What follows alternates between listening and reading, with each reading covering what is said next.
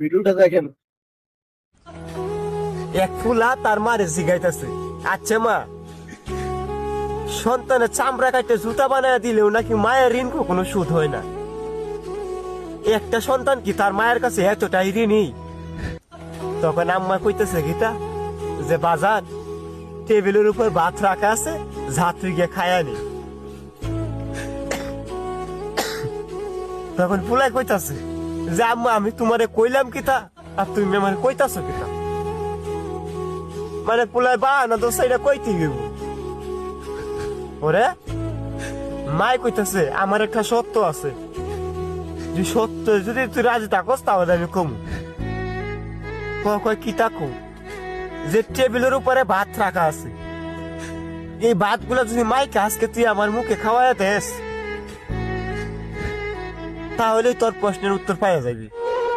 আবারও পুলা কইতে লাগলো যে আম্মা তোমার আমি কইলাম কিতা আর তুমি আমার কইতাছ কিতা? কয় হ বাজান, তুই এই ভাতগুলো মাইকা যদি আমার খাওয়াই দেস তাহলে তোর প্রশ্নের উত্তর পাইয়া যাবি। তাহলে সন্তান প্রথমবারের মতো ভাত মাখাইয়া মায়ের মুখে তুলে দিছে। প্রথমবার ভাতটা খাইয়া মাই জিগাইতেছে, আচ্ছা বাজান ওই যে গাছের আগে বসে আছে এটা কি? তখন ফুলাই কইতাছে, কেন ভাই এটা তো খাওয়া। পরে দ্বিতীয়বারের মতো মায়ের মুখে আবার ভাত তুলে দিছে। দিলে পরে আবার মাই জিগাইতেছে, আচ্ছা পুত এই যে গাছের আগে বসে রয়েছে এটা কি? আবারও দ্বিতীয়বারের মতো ফুলাই কইছে, মা এটা তো কাউয়া। পরে তৃতীয়বারের মতো আবার মায়ের মুখে ভাত তুলে দিছে ফুলাই। দিলে ভাত গুলা খাইছে, খাইয়া মাই জিগাইতেছে, বাজার ওই যে গাছের আগে বসে রয়েছে এটা কি?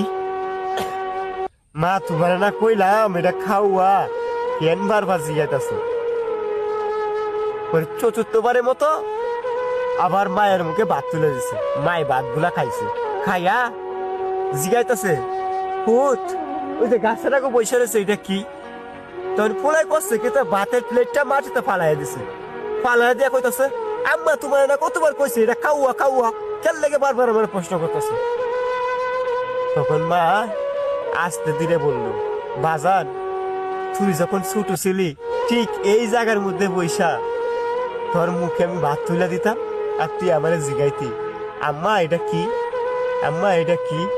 তুই মাত্র আমার মুখে 4 বার ভাত তুলে দিছিস, 5 বারে ভাত মুখে দিতে পারি নাই। এর আগে ভাতের তালা তুই রাগ হইয়া ফালাইয়া দিছিস। এখন তুই যথেষ্ট পরিমাণ বড় হইছিস, নিজে চলতে পারোস, খাইতে পারোস, নিজের কি জিনিস সবই বুঝোস। আর তোরে বড় করতে গিয়া আমার জীবনের 4-5টা বছর নষ্ট হয়ে গেছে। তোরে ওইটুকু ভাত খাওয়ানোর জন্যে কতগুলা প্রশ্নের যে উত্তর দিছি এটা তুই এখন বুঝবি না। যেদিন তুই বাবা হইবি সেদিন তুই বুঝতে পারবি।